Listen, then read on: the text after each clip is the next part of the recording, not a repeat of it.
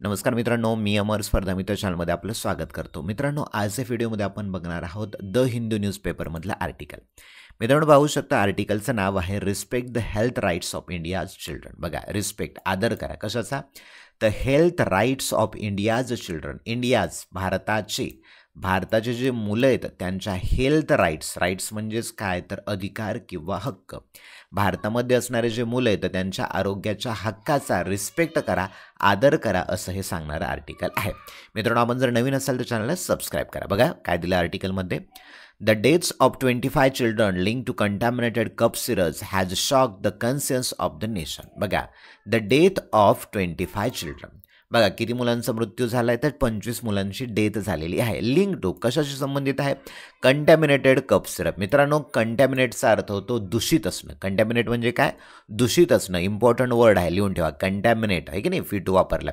Contaminated cough syrup जे खोकल्याचं औषध होतं ते दूषित होतं आणि या औषधामुळे 25 मुलांची डेथ झालेली होती.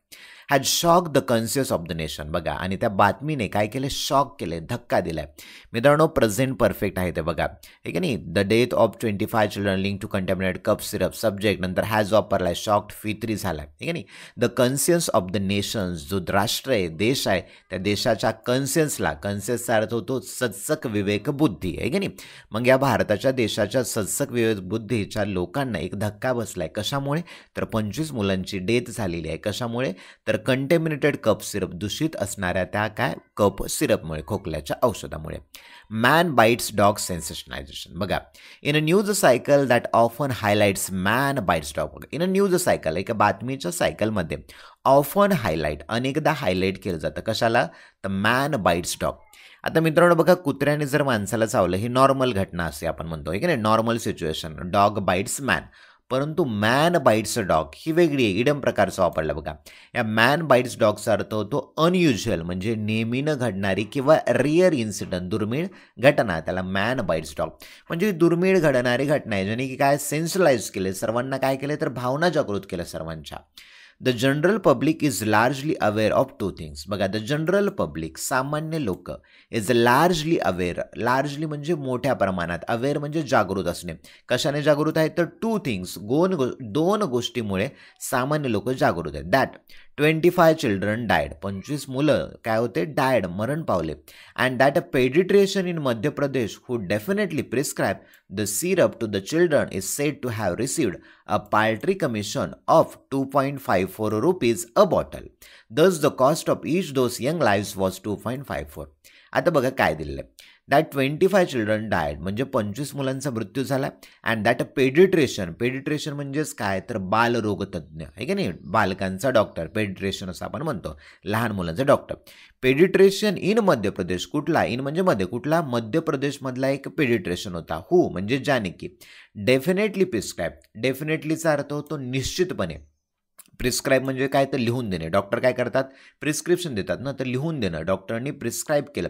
The syrup to the children. कुणाला दिलं? सिरप दिलं मुलांना. Is said to have received. आणि त्या डॉक्टरनी जे प्रिस्क्राईब केलं त्याला रिसिव्ड, त्याला मिळालेलं आहे काय तर पाल्ट्री कमिशन. पाल्ट्री महत्त्वाचा वर्ड आहे. पाल्ट्रीचा अर्थ होतो शुल्लक किंवा एकदम कमी असं म्हणतो. तर ज्या डॉक्टरनी हे सिरपचं प्रिस्क्रिप्शन लिहून दिलेलं होतं त्याला पाल्ट्री कमिशन मिळालेलं. किती? तर 2.54 अ बॉटल. म्हणजे एका बॉटल मागं त्याला फक्त 2.54 रुपये, म्हणजेच काय तर आपण समजूया 3 रुपये त्याला मिळालेले होते. दस the cost of each those young lives was 2.54. मग असं म्हटलं जातं की या जे त्या डॉक्टरला कमिशन मिळालं 2.54 म्हणजे 3 रुपये, तर ते या यंग लाईव्स, प्रत्येक जे लहान मूल मरण पावलं त्याच्या जीवनाचं कॉस्ट होतं का, असं त्यांनी प्रश्न विचारला. पुढे बघा, that all these happen despite the union health ministry have band certain cough syrup. बघा, दॅट ऑल दीज हॅपन हे सगळं घडलेलं आहे. डिस्पाईट असून सुद्धा, काय असून सुद्धा? The union health ministry having banned certain cough syrup formulation for children under the age 4 years as recently as April 2025. बघा, दॅट ऑल दिस हॅपन, सर्व काही घडलं. डिस्पाईट असं असून सुद्धा युनियन हेल्थ मिनिस्ट्रीने काय केलं होतं? बॅन केलं होतं. बॅन म्हणजे काय तर बंदी आणणं. तर सर्टन कप सिरप फॉर्म्युलेशन. अशा प्रकारचे जे कफ सिरप आहेत त्याचं फॉर्म्युलेशन म्हणजेच काय तर निर्मिती करणं. तर अशा प्रकारच्या कफ सिरपची निर्मिती करण्यासाठी गव्हर्नमेंटने त्यांना बॅन केलेलं होतं. फॉर चिल्ड्रन, लहान मुलांसाठी अंडर द एज 4 इयर्स, 4 वर्षाच्या अलीकडे असणाऱ्या मुलांना हे औषध निर्मिती करण्यासाठी त्यांना औषध देण्यासाठी यावरती बंदी आणण्यात आलेली होती. ॲज रिसेंटली कधी April 2025. Sighting the risk of contamination is shocking. Site म्हणजे दाखला देणं. काय दाखला दिला तर रिस्क ऑफ कंटॅमिनेशन, रिस्क धोका, ऑफ साचीचे, कंटॅमिनेशन दूषित होण्याचा धोका हे साईट केलं होतं त्यांनी. आणि हे कसं होतं, शॉकिंग होतं, धक्कादायक होतं. There has also been much discussion on responsibility which agency failed in its duty to monitor and prevent the distribution of the syrup. आता बघा, there has also been much discussion. मग यावर आणखीन एक डिस्कशन होत आहे, चर्चा होत आहे. कशाची? ऑन रिस्पॉन्सिबिलिटी, जबाबदारीची सर्वांविषयी यावर्षी चर्चा होत आहे. Which agency failed in its duty. Which agency, कोणची जी संस्था होती ती फेल ठरली, अपयशी ठरली. इट्स ड्युटी, त्यांचं कर्तव्य, त्यांचं मॉनिटर करणं म्हणजेच काय तर लक्ष ठेवण्यासाठी किंवा औषधे कशामुळे पसरवण्यात आले याचं लक्ष ठेवण्यासाठी कोणती एजन्सी त्यांचं कर्तव्य लक्ष ठेवण्यासाठी फेल ठरली, अपयशी ठरली. अँड प्रिव्हेंट, आणि थांबवलं नाही त्यांनी, the distribution of the syrup. Prevent, थांबवणं, एखाद्या गोष्टीला निषिद्ध करणं असं आपण त्याला म्हणतो. डिस्ट्रीब्युशन ऑफ द सिरप, त्या सिरपचं डिस्ट्रीब्युशन करण्यासाठी कोणती एजन्सींनी त्यांना थांबवलं नाही, त्यामुळे ती कोणती एजन्सी आहे ती फेल ठरलेली, अपयशी ठरलेली आहे. The regulatory agency in India responsible include the Central Drug Standard Control Organization under the Directorate General of Health Services and Ministry of Health and Family Welfare, Government of India, which handles large manufacture of drugs and export approval. आता दिले बघा, the regulatory agency. Regulatory म्हणजेच काय तर नियामक, आणि agency म्हणजे संस्था. ज्या नियामक संस्था आहेत कुठल्या, इन इंडिया, भारतामधल्या नियामक संस्था, त्या यासाठी रिस्पॉन्सिबल आहेत, जबाबदार आहेत. इन्क्लूड, त्याच्यामध्ये कोणकोणत्या संस्था समाविष्ट आहेत बघा. Central drug standard control organisation हे येतं, under director of general health service अंतर्गत येतं ते. Ministry of health and family welfare याच्यामध्ये. गव्हर्नमेंट ऑफ इंडिया, भारतीय सरकार. विच, जे की हँडल करतं काय तर large manufacture of drugs and export approval. Large, मोठ्या प्रमाणात, मॅन्युफॅक्चर ऑफ ड्रग्स, मॅन्युफॅक्चर म्हणजे उत्पादन करणे, मोठ्या प्रमाणामध्ये त्या ड्रग्सचं उत्पादन करणं आणि त्या मालांना एक्सपोर्टचं अप्रुव्हल देणं. एक्सपोर्ट म्हणजेच काय तर दुसरीकडे पाठवणे. इम्पोर्ट म्हणजे आयात करणे, एक्सपोर्ट म्हणजे निर्यात करणं. मग ते निर्यात करण्याचं जे अप्रुव्हल आहे, जे मान्यता आहे, ते कोण देतं? Government of India. And state drug control officer. बघा, स्टेट ड्रग, राज्याचे जे ड्रग कंट्रोल ऑफिसर, औषधी अधिकारी आहेत. हू हँडल द रेग्युलेशन, जे की काय करतात, त्या रेग्युलेशनला, नियमाला काय करतात, हँडल करतात, हाताळणी करतात, की बाबा सर्व जी कंपनी ती प्रोडक्शन करत आहे ती सर्व जे रेग्युलेशन आहे, ते नियम आहे, ते पाळत आहे का नाही. बघा, रेग्युलेशन, केअर, काळजी घेणं, मॅन्युफॅक्चर, उत्पादन करणं, त्याचा सेल करणं, distribution of drugs by small and medium scale and manufacture. जे छोटे जे उद्योग आहेत, त्यांना ड्रग्सचे उद्योग आहेत, त्यांना पाठवण्याचं कोण सर्व करतं तर गव्हर्नमेंट ऑफ इंडिया सर्व कंट्रोलमध्ये ते करतं. ओके, पुढे बघा. Fear the focus needs to be. मग फोकस कशावरती करायला पाहिजे? Rather the apportion blame. आता बघा, रॅदरच्या ऐवजी अपोर्शन ब्लेम. ब्लेम म्हणजेच काय तर दोष देणे, म्हणजे अपोर्शनचा अर्थ होतो विभागणी करणं. मग या दोषाची विभागणी कुणाला? आता वर पाहिलं तुम्ही, सर्व एजन्सी त्यामध्ये दोषी ठरलेल्या आहेत, आहे की नाही. मग या दोषाची विभागणी कुणावरती करायचं? It would be wise to allow the law to take its course. मग इट वुड बी वाईज, हे शहाणपणाचं ठरेल. वाईज म्हणजे शहाणपणाचं ठरेल. टू अलाव द लॉ, कायद्याला परवानगी द्या. टू टेक इट्स कोर्स म्हणजे कायद्याला परवानगी द्या की ते त्यांच्या पद्धतीने कुणावरती आरोप करायचा असेल किंवा कुणाला दोषी ठरवायचं हे कायदा ठरवेल.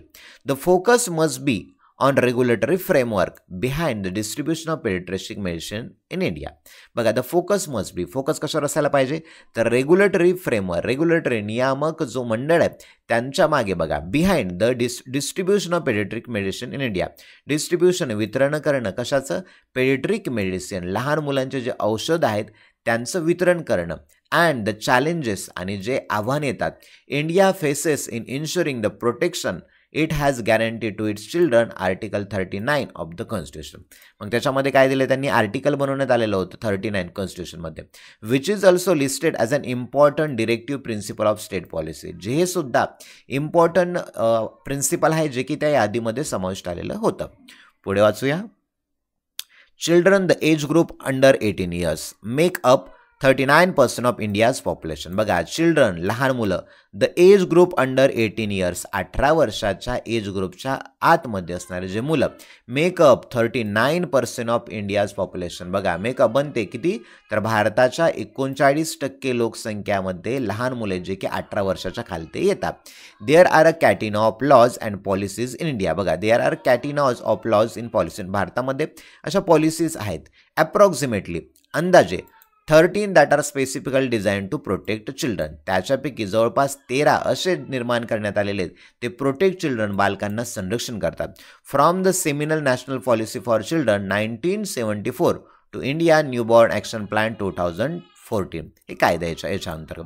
There are also about 10 pieces of legislation म्हणजे कायदे असे किती तर 10 विभागणी केलेले आहेत कायद्याची, with special provisions and prenatal diagnostic. बघा, provision for children such as जसं की the preconception and prenatal diagnostic technique act to the Aadhaar targeted delivery on financial and other subsidies benefits and services ॲक्टनुसार. Okay, पुढे बघा, significantly महत्त्वाचं, while these are critical intervention.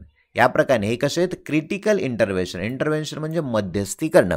They focus heavily on protecting children in the workforce. बघा, आता कायदे त्यापैकी critical मध्यस्थी करतात म्हणजे अत्यंत योग्य पद्धतीने मध्यस्थी करतात. दे फोकस कशावर फोकस करतात, हेविली म्हणजे मोठ्या प्रमाणात on protecting children in the workforce कामासाठी जे लहान मुलं लावण्यात आलेले असतात त्याच्यावरती हे काय करतं, बंदी घालतं, त्याच्यामध्ये मध्यस्थी करतं.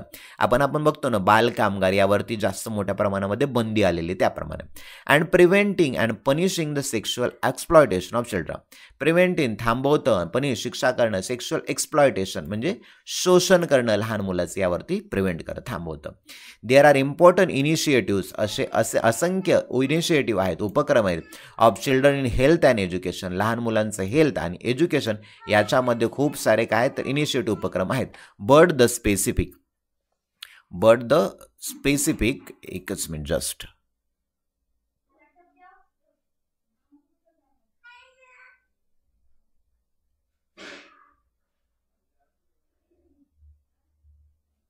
But the specific area of pharmacovigilance in the dissemination of pediatric drugs require far more oversight, also the development of robust infrastructure.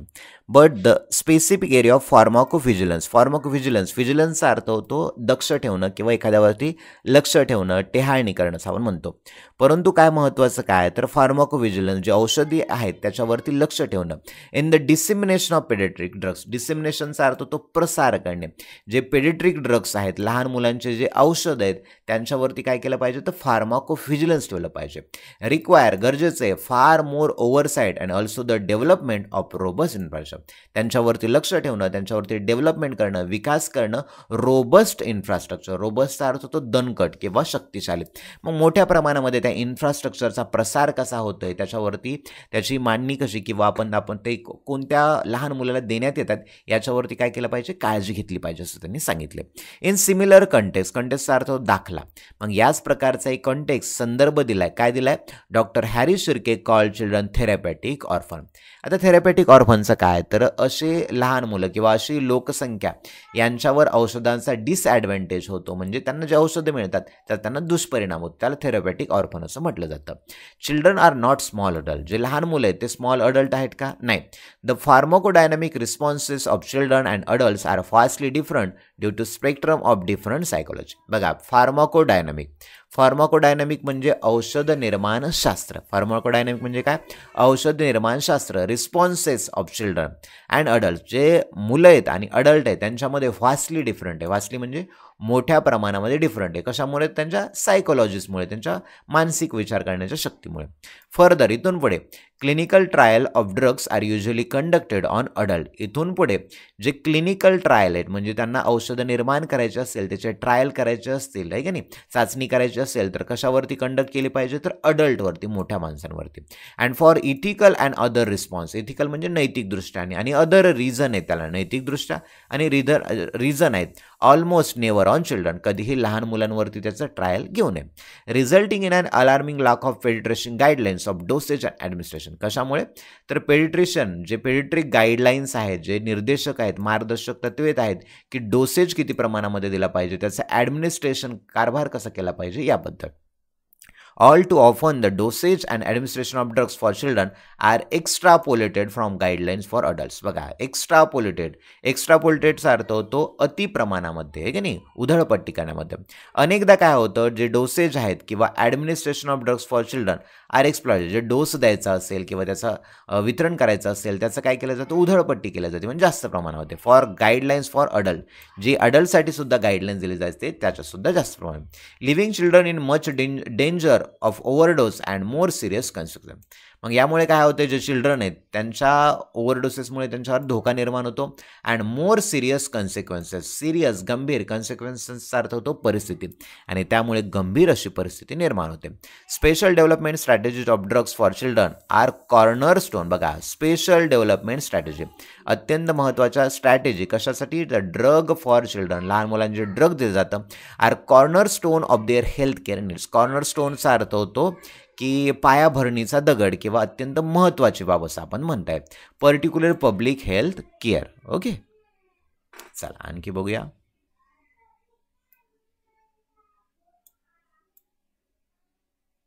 चला, overseas the regulatory framework children related pharmaceutical is an eye opener. बघा, overseas म्हणजे परदेशात. जर आपण इतर देशामध्ये बघितलं तर नेमकं काय आहे, त्याच्यामध्ये काय सुधारणा करतात ते. द रेग्युलेटरी फ्रेमवर्क चिल्ड्रन, बघा, जे लहान मुलं आहेत त्यांच्यावर जे फ्रेमवर्क आहे, नियामक मंडळ आहे, pharmaceuticals is an eye opener, ते आपले आय ओपनर आहे, डोळे उघडणार आहे. इन द युरोपियन युनियनमध्ये it is under the paediatrician use marketing authorisation and in United State under the best pharmaceutical for children act. तर परदेशामध्ये जर आपण बघितलं तर युरोपियन युनियन आहे, तेथे पेडिट्रिक यूज ऑफ मार्केटिंग ऑथरायझेशन आहे. आणि युनायटेड स्टेट्स अमेरिकामध्ये जर बघितलं तर under best pharmaceutical for children act करण्यात आलेला आहे. एंटरल्या सच लेजिस्लेशन, अशा प्रकारचे जे कायदे आहेत, ऑल्सो प्रोव्हाइड, काय प्रोव्हाइड करतात बघा, इन्सेंटिव्ह म्हणजे काहीतरी मदत असं आपण म्हणू, incentive for research into paediatric drugs. जे देश आहेत ना, तर ते लहान मुलांची औषधे निर्माण करण्यासाठी त्या कंपन्यांना इन्सेंटिव्ह देतात. India does not have specific policy or legislation and operates on general guideline. परंतु याच तुलनेमध्ये भारतामध्ये असं कुठल्याही प्रकारचं लेजिस्लेशन किंवा ऑपरेट करणारे गाईडलाईन्स भारतामध्ये नाही आहेत. सिन्स, म्हणून children are totally depend on their parents or guardians for their health. म्हणून जे मुलं आहेत ते कशावर डिपेंड आहेत, तर त्यांच्या पॅरेंटवरती, ज्यांचं ते गार्डियन आहेत, म्हणजे ज्यांचे पालक आहेत त्यांच्यावरती सर्व त्यांच्या आरोग्याची जबाबदारी आहे. इट इज नेसेसरी दॅट, हे आवश्यक आहे की the government flame clear guidelines, हे आवश्यक आहेत की सरकारने काय केलं पाहिजे, क्लिअर गाईडलाईन्स, मार्गदर्शक तत्वे दिली पाहिजे. Health care related financial burden often cause many impoverished family to fall in to deeper poverty. बघा, हेल्थ केअर म्हणजे आरोग्याशी रिलेटेड जे फायनान्शियल बर्डन आहे, ओझं आहे आरोग्याशी रिलेटेड असणार, ते काय करत होतं, इम्पॉवरिश फॅमिली, गरीब असणाऱ्या कुटुंबावर त्याचा आणखीनच भार पडतो. To fall in to deeper poverty, त्यांना आणखीनच ते गरिबीमध्ये ढकलतं. Making it even more vital that pharmaceutical needs of children are made affordable. Making it even vital, आणि मग हे अत्यावश्यक आहे की फार्मास्युटिकल ज्या नीड आहेत, गरजा आहे लहान मुलांसाठी, त्या कशा केल्या पाहिजे, अफोर्डेबल केल्या पाहिजे. तर मित्रांनो, हा होता अत्यंत महत्त्वाचा व्हिडिओ.